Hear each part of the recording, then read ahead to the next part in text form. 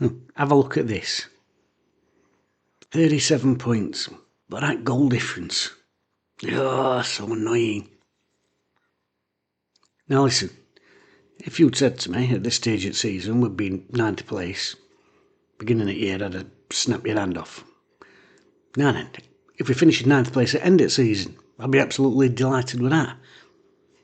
But it's so close. So close. It's really frustrating because we're not far away. And this division, it's much of a muchness. There's a few decent sides. And today, as a game alone, it probably actually highlights the season. I keep shooting a cent in foot. Let's have a quick look at the Wednesday lineup today, because there were a few changes. Changed to a sort of 4-2-3-1. Beadle in goal. A back four, Valerie, Iofa, Bernard and Lowe. Bit of a rest for Marvin Johnson. They played a lot of football, Marv. Shea Charles and Baz in their sort of deeper line positions. Masaba, Windass and Gassama, the attacking front three. And another little change up front with Ugbo coming in as the main man up top. Good side on paper, happy with that. I don't think anyone would really complain. Like I said, Marv's played a lot of football, a well-earned rest for him. And back four, no problems with back four. I like a back four. I think it makes it easier. Everybody knows the job, to be honest with you, because everybody's played it from being a kid. Strong midfield, and maybe a chance for Ugbo to shine. As for the visitors, Millwall, Alex Neil now in charge of them, who was a frustrating customer for Wednesday, and they went with a similar system. So Millwall was a 4-2-3-1 with Jensen in goal, a back four of Leonard, Tanganga, Wallace and Brain, Denori and Saville in the midfield with Esse, Honeyman, Aziz supporting Ivanovic up front.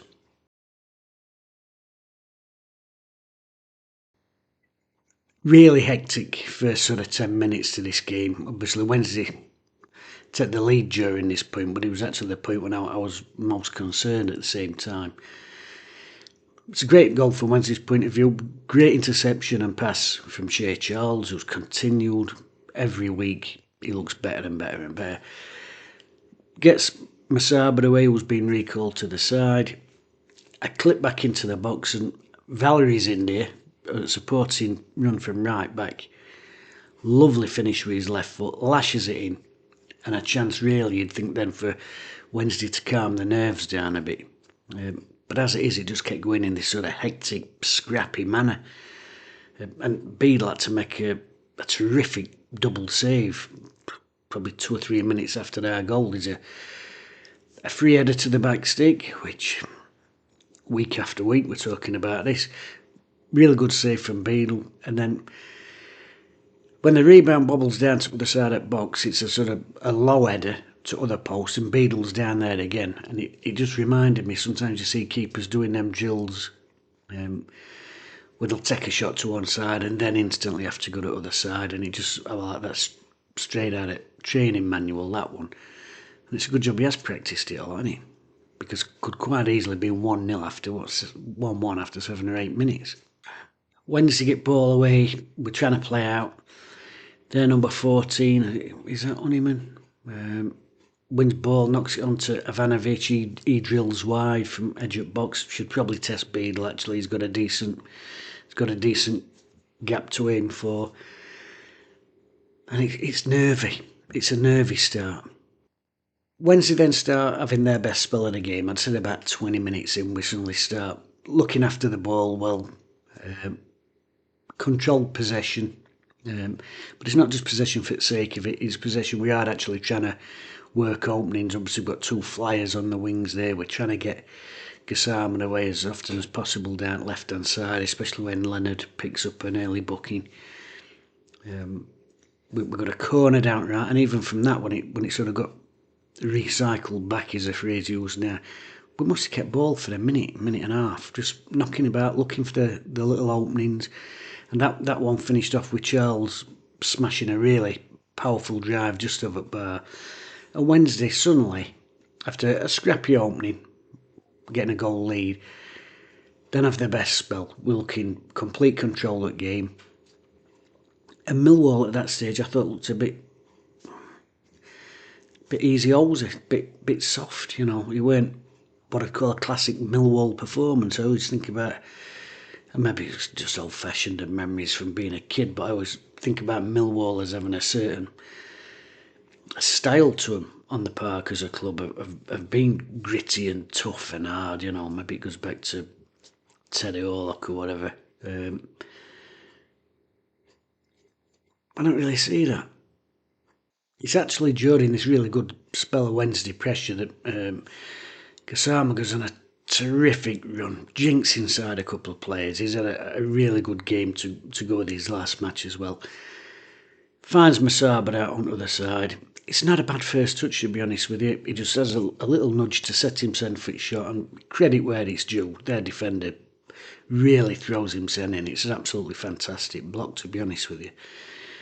But when's he creating, looking comfortable? And at this stage, I'm really thinking, oh, it's not a case of, you know, if, it's when we get the second goal. I thought we looked really strong.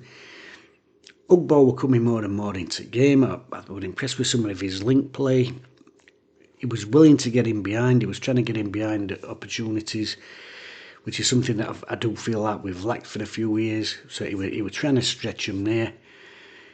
And he actually created a really good chance, a little ball in from right hand side, really good turn. Drove one into the box, took shot on, just dragged just across the far post, and it's one of them you're just wishing it'd go in for the lad. But yeah, he was having a decent outing. Of course, just coming up to break, then we do get the opportunity. It's a penalty. I thought it was a bit soft, but you don't turn them down. You know, we went, you know, a calendar year without one. And there's been a lot of discussion about the penalty gate, because obviously Windass hands the ball over to Ugbo to take it. Now, I get the school of thought. If he takes this, it takes pressure off him, break his duck for the season, blah, blah, blah. I get that. And it's easy to say after the event because he's missed or he shouldn't have took it. You know, if it goes in, it's a brilliant idea. And it's sort of, but I can genuinely say, even at the time, I was like, no, why would you risk that? I know the benefits of it, I can see that. But a penalty is an isolation situation. It's just you and goalkeeper with a full ground, waiting with bated breath.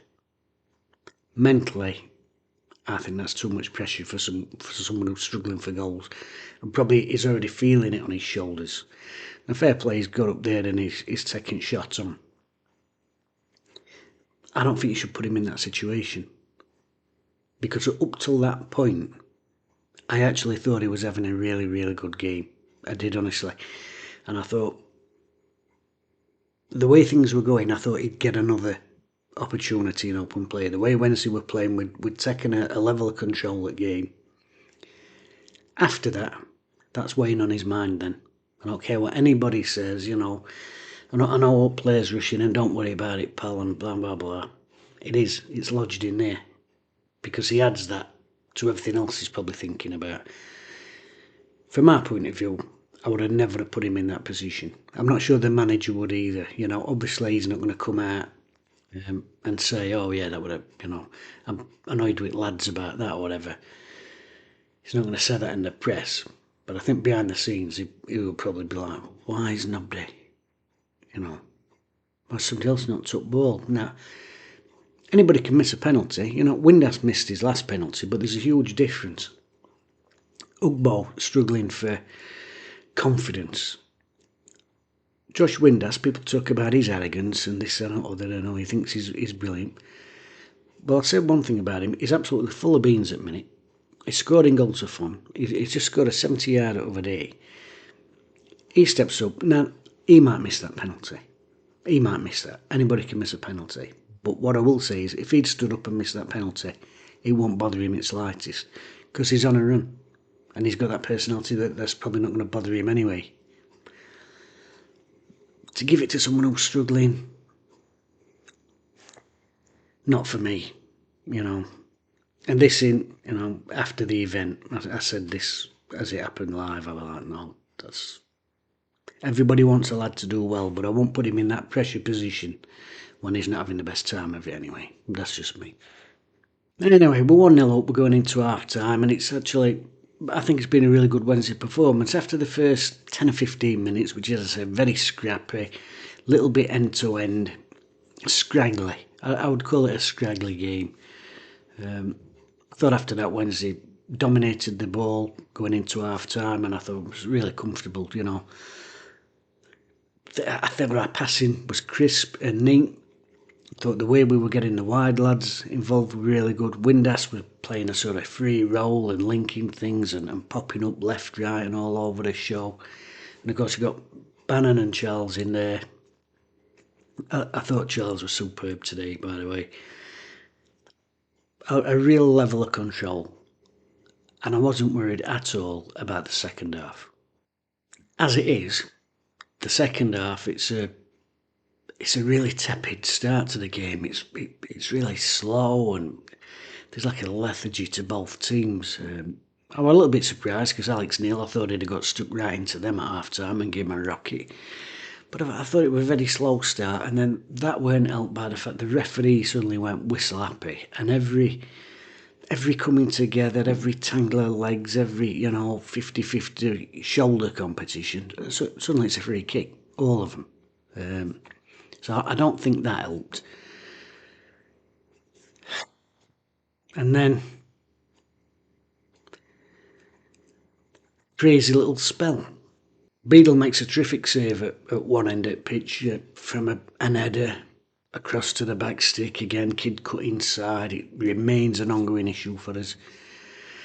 And then down at the other end, we hit bar twice in 10 seconds, and that's when you start to think, hang about. Because, when we talk about playing well, we can talk about training hard, we can talk about having the right mentality and right work ethic or whatever else you want to talk about. But sometimes in football, you need a little bit of luck. And we've not really had a little bit of luck today with that, smashed shot off bar, keeper knew note about it, bounces down it line, gets cleared out, Baz smashes it back in, that hits bar again. And like I said, as a fan, and you've seen hundreds of games, there's little patterns that start emerging and you start thinking, here we go. And 63 minutes, when Wednesday having a level of control, Millwall back in the game, free kick, there half, Bannon's gone in, he's clipped him, he's done 5 rolls, to make sure. But it's not a great place for a free kick, it's in their half, left footer goes over to take it, and he's just going to pump it into the box. Now as it is, as he runs up and kicks it, he falls over, so he puts a bit of a flat one in, to be honest with you. There's no real danger. He's coming into a Wednesday man, I think it was Windass. I thought he was just going to probably head it, I think he tries to get a takedown on it, but if it sort of misses it. And out of all clusters in there of players, and this is what I talk about sometimes, a little bit of luck, it's arrowed between Wednesday's two centre half straight to their lad, and he's tucked it home, and that's when you start to think maybe it's one of them days. So annoying, because I genuinely up to that point had not seen them scoring. I really hadn't seen them scoring until that point. But like I said, we hit bar twice, and 20 minutes to go, Wednesday make a couple of changes. One of them's forced. Iofa is having a foot race with their lad in our sort of right back position. He pulls up with hamstring, which is a worry.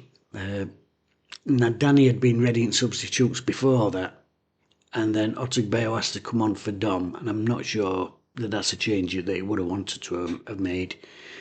I thought it was a game actually at this stage that we're probably calling out for a bit of big CP putting him centre back up top, So Otugbeo comes on, then Smith comes on for Ugbo. Understandable. As I said, I thought the lad had a good first half, but I just wondered how much that weighed on his mind in second, that penalty miss. I really do. I really, really do. The goal's galvanised Millwall from offering very little in the game, apart from odd, corner or free kick into box. Suddenly they look, emboldened a bit, and suddenly that Aziz is having a little run at people. The lad on the other side, is it Eze? Suddenly they're popping up, getting inside the man and popping stuff into the box, and they suddenly look a bit livelier. And it suddenly becomes a little bit of a ding-dong again for 5 minutes, and then typically they get the noses in front. It's a ball into the box. Their lad's there, but he's got his back to goal. He's like 3 or 4 Wednesday players around him. There's not much. He just gets told out. Sunday, it don't take 3 to mark Kid in middle. I know we're desperate, and I think sometimes when you're desperate to defend, you almost don't think. All you're thinking about is the ball. He gets popped out. There, lad. He steps onto it. It's a nice shot. Can Beadle do a bit better? I mean, I'm not going to have a pop at James Beadle by any means, because he's kept us in that game with that double saving first half as far as I'm concerned. But having got an hand to it, will he think he could have done something? I don't know. It might have been unsighted with crowd scene. But like I said, Dave scored first goal after offering little, been buoyed by that, and then scored the second. And that's what football's about, isn't it? It's about taking your opportunities in these moments when you're on top in games, and they did that today. As I said, despite I didn't think putting on generally a very good performance. Valerie's had to go off. I didn't like the look at Axie with holding his knee, and obviously as somebody of a certain age, anything to do with knee makes me wince. So he goes off. 2 more injuries at back. And Valerie's played a lot of games at centre half as well as full back, and I know Valentin coming at right back, and it actually does really well for Wednesday's leveller, but we needed strengthening at back before today. Now I think it's become an absolute pressing situation. But as I said, Valentin comes on, he is involved, crossing to box. He was lively when he come on, as he always is. Good flick on by Windass. And the young lad, Otigbeo's in there at back stick. It's a lovely finish, actually. Centre half, he's up there. Steams off back to centre circle, and you could see there was that sort of mixed reaction with him, which, I don't know, I found it quite endearing. Though part of him you could see were absolutely buzzing to have scored, but also he's like, come on lads, let's get back in there, and trying to, even though it's young lad in the team, he's trying to, gee lads, let's get back in half and set up, maybe we can get a winner. And I really enjoyed seeing that, got that sort of positive energy and vibe about him. 2-2. And just a real up and down game. I mean, they did have a chance, sort of Nate Death actually. Really strong free kick. Beadle, brilliant palm away, almost puts it out for a throw in. It was such a strong hand. And that summed the game up. Wednesday equalised, really buoyed by that. And yet nearly concede, a couple of minutes after. And that's where it's frustrating, because we've played really well today. 2 nicely worked goals. And again, I'm looking at opposition goals and I'm like, soft, innit? Like I said, a flat free kick. And then second one, we've all got drawn to the ball, and lads been able to get a free shot away. And it's just incredibly frustrating. And as I said at the beginning, if you'd said to me at the beginning of the year, between 9th and 15th, I'd have like, yep, give me a ticket, I'll take that, Even now, I think we're in a terrific position. Probably a better position than I would have ever expected. And come end of season, yes, I would take 9th, obviously I would. But steps in the right direction. But so close. We've now clicked going forward. I think there's a proper energy to what we're doing when we're attacking. We're scoring good goals. There's some really good passages of play in the last month or so. And I know Christmas is a really busy period and, fatigue and whatever, and a lot of teams and managers might not like it. I think it's actually done Wednesday a bit of a favour, these games coming thick and fast. I think it's helped them get a little bit of momentum in their attacking play. But at the back, it's these soft goals. And we said the other day that, transfer window's open. We're hoping that the owner will back the manager. I've had a message from a mate who I gather Danny said something after the game about, ask somebody from club at end at window how things have gone. It was a bit ominous. I don't like the sound of that. But honestly, I'm only a couple of loans away, I think, from actually making a push. I'm not saying we're getting playoffs and win playoffs and get promoted or all like that, but certainly I think a couple of little signings at the back would be enough to help us really push for that 6th spot, and really crank pressure up on other teams. And there is always that team that comes out at pack. But now, like I said, Iofa injured, Valerie going off. We needed defensive reinforcements before. Now I think it's an absolute must. He's got to answer the phone and he's got to help this manager out, because we're punching above. But whenever you're punching above, there's always that opportunity that you can land that knockout punch, and with a little bit of help, I think he might even be in there. Honestly, I do. But these soft goals, I've got to stop. Like I said in the last video, it don't have to be I'm not saying go out and spend £5 million on a centre half, but if you can go out and get somebody to do what Aidan Flint did for us the other year, if there's a little gem down there in bottom divisions that you can look at, and there's all this analysis and say, well, we can pick this kid up for 300 or 400 grand maybe, you never know. But we've got to do something to help out, because at the minute we're looking good going forward. We're probably punching slightly above his weight, but just a few little tweaks to help. See what we could have, with a puncher's chance. Really frustrating. So I said that last video, didn't I? It's becoming a bit of a theme, but so frustrating as well.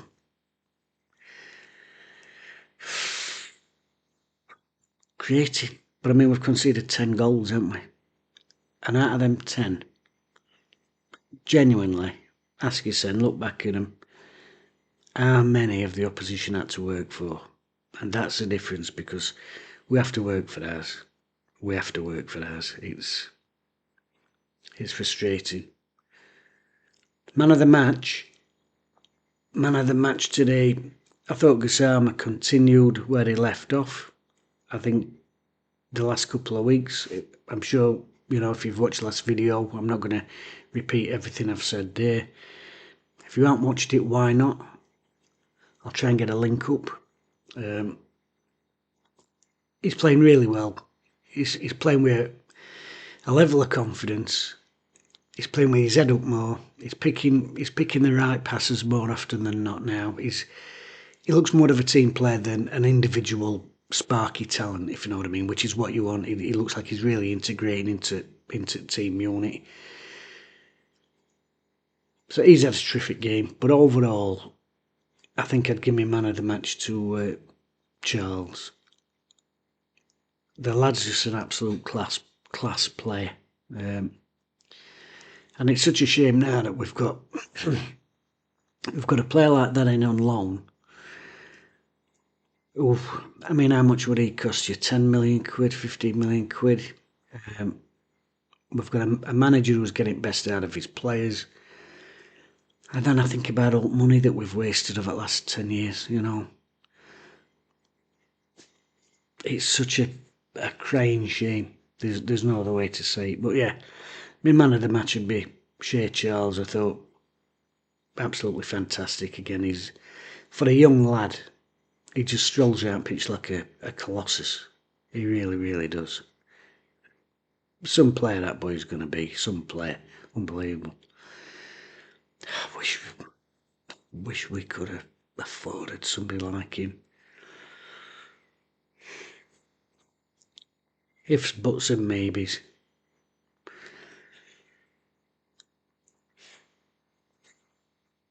Oh, God. Oh.